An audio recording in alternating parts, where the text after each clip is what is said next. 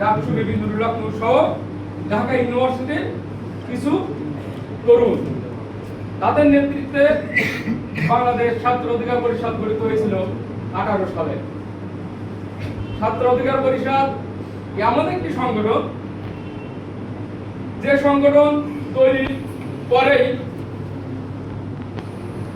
আগামীতে একটি রাজনৈতিক দল গঠন হবে এটা তারা জানতো না। তাদের একটাই লক্ষ্য ছিল প্রতিবাদ, প্রতিবাদ, প্রতিবাদ। এবং দীর্ঘদিন মানুষ যে ভোট দিতে পারে নাই, তাদের মৌলিক অধিকার থেকে বঞ্চিত ছিল, সেই মৌলিক অধিকার দিয়ে দেয়া। কিন্তু একটি প্রেক্ষাপটের ভিতর দিয়েই সেই ছাত্র অধিকার পরিষদ থেকে যুব অধিকার পরিষদ, শ্রমিক অধিকার পরিষদ সহ আরো অঙ্গ সহযোগী সংগঠন গঠন পরবর্তী একটি রাজনৈতিক দল গঠিত হয়। যে রাজনৈতিক দলটার উত্থান ছিল গাণিতিক হারে। আমরা অনেকে হয়তো জ্যামিতিক আর গাণিতিক হার করছি, তাই না? এই গাণিতিক হারে দেখেন বিবিনুল্লাহ নূর মিনি সংসদ ডাকসু থেকে 5-6 বছরের ভিতরে বাংলাদেশ জাতীয় সংসদে চলে আসছে। আমরা কি আশা করতে পারি না এই গাণিতিক হারে যদি আমাদের উত্থানটা হয়, আগামী 10 বছরের ভিতরে বিবিনুল্লাহ নূর প্রধানমন্ত্রী হতে পারে না? ইনশাআল্লাহ। হতাশ হওয়ার কিছু নেই, শুধু নেতৃত্বের প্রতি আস্থা রাখতে হবে। 5ই আগস্টের পরে আমরা উপলব্ধি করেছি এবং দেখেছি আমাদের সংগঠনের অনেকেই নেতৃত্বের প্রতি আস্থা না রেখে বিভিন্ন রাজনৈতিক দলে চলে গেছে। তাদেরকে আমরা বলি গুপ্ত, যেটা আমাদের ছাত্র নেতারা অনেকে বলার চেষ্টা করছে। আমাদের খুলনাতেও আমি দেখছি ছাত্র অধিকারের, এমনকি আমার ইউনিটেও কিছু লোক চলে গেছে। আমি দেখছি আমাদের মহানগর যুবরও কিছু অংশ চলে গেছে অন্য অন্য সংগঠনে। তারা নেতৃত্বের প্রতি আস্থা রাখতে পারে নাই। নুরুল্লাহ নূর এমন একটি নেতৃত্ব যেটি বাংলাদেশে বছরে বছরে তৈরি হয় না, 100 বছরে তৈরি হয়। আমি আপনাদেরকে অনুরোধ করব নুরুল্লাহ নূরের নেতৃত্বে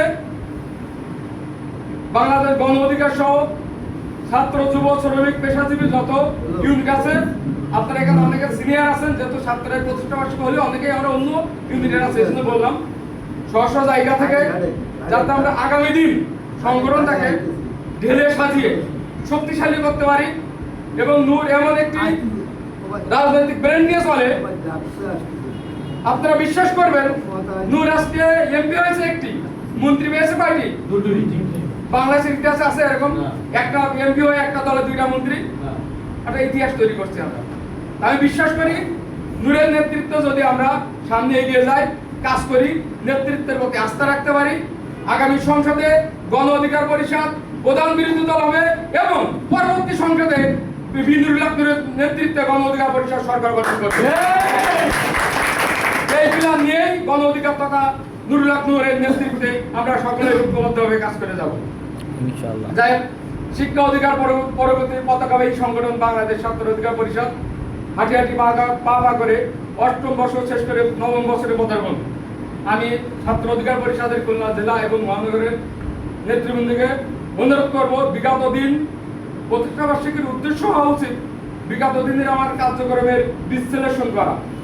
অর্থাৎ যে কাজগুলো আমরা করেছি, আমাদের কাজের কোথায় ভুল ছিল, আমাদের কার্যক্রমের মধ্যে কোথায় আমাদের ভালো কাজ ছিল, এইগুলোকে ডিভাইডেশন করে খারাপ কাজগুলোকে কিভাবে ইমপ্রুভ করা যায়, এই নিয়ে মনে হয় ছাত্র নেতাদের বসে আলোচনা করা উচিত।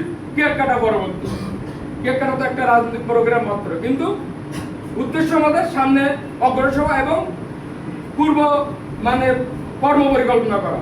আমি আপনাদের অনুরোধ করবো আগামীতে নেতৃত্বের প্রতি আস্থা রেখে গ্রুপিং না করে কিভাবে সুন্দর নেতৃত্বে খুলনায় যেহেতু 2টা ইউনিট আছে, মহানগর এবং জেলা, আমাদের ছাত্রের কেন্দ্রীয় নেতা রাজওয়ালাদার আছে এবং ছাত্রের বিভাগীয় যারা দায়িত্বশীল আছে তাদের নেতৃত্বে যে কমিটি আপনারা পাবেন, এই কমিটি নিয়ে ছাত্র অধিকার পরিষদকে শক্তিশালী করা। কারণ একটা রাজনৈতিক দলের ছাত্র সংগঠন যদি শক্তিশালী না হয়, সে রাজনৈতিক দল আগাতে পারে না। আর